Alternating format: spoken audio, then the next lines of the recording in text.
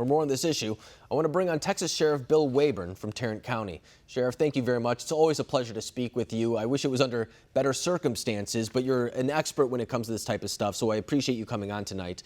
Another mass shooting, this time in Milwaukee. We have the same debate every single time. Some people say it's guns, some people say it's mental illness. Where do you stand on this debate? Well, first and foremost, our heart is breaking and our prayers are with the good people of Milwaukee and the law enforcement and the Coors folks up there. I am so sorry about that. Where I stand is that the innate objects are not to blame here. It's going to be something leading up to this. Generally, we do get information about these things, like the Germany shooting that you had a while ago, and it sounds like this guy, the shooter in Milwaukee, also was. There's a little bit of allure to that he wasn't happy and that he was a little bit disgruntled, and we don't know all the facts yet. But I believe we have some mental health issues. I think we've got plenty of gun laws on the books, and I think that what we need to do is protect our rights and protect our citizens, and I believe that can be done at the same time.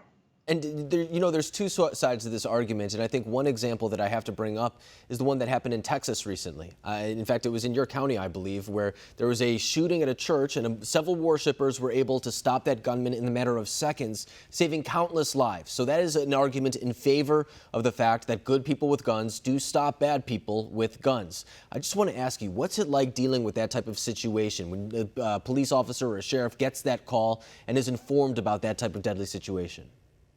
Well, I was at that call. I responded well after the fact, but that was a 6-second gunfight. The bad guy in this situation presented. He did shoot and kill two heroes that stood in the gap. And we had another hero that stepped out of the crowd and terminated the situation and did a great job. And that was where we had an immediate responder, a good guy with a gun, that did exactly what he should have done and did his duty as a good American citizen and stopped what could have been a 10 to 15 person killing, and he was able to stop it within under 6 seconds.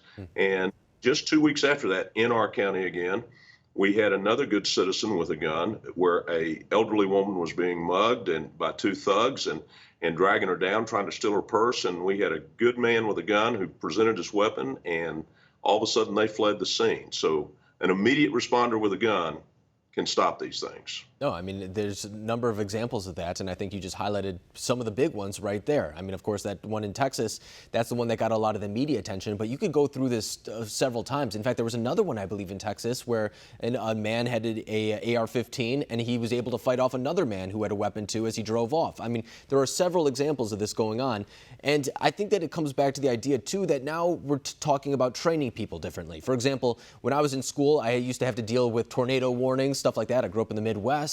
That was something I had to deal with. And now kids growing up in schools are starting to deal with active shooter type of situations. And in fact, I hear that in the past it was kind of a run and hide type of thing. And now it's becoming to a point where, because there's so many gun-free zones, a lot of areas without armed service members or anything like that, security officials, I should say, that kids are being taught to almost bull rush shooters at times. So I want to ask you, what is your response, or how should people prepare for an active shooter type of situation if they're in a gun-free zone or something like that?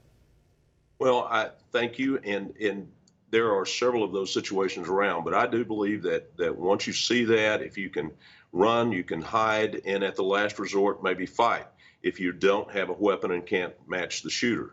I know a lot of the schools in this area, they have security teams on there, and certainly I support those security teams, and I think that if a bad guy shows up, if I can quote Grady Judd from Florida, I want them to shoot them and shoot them a lot and stop them from hurting one of our children.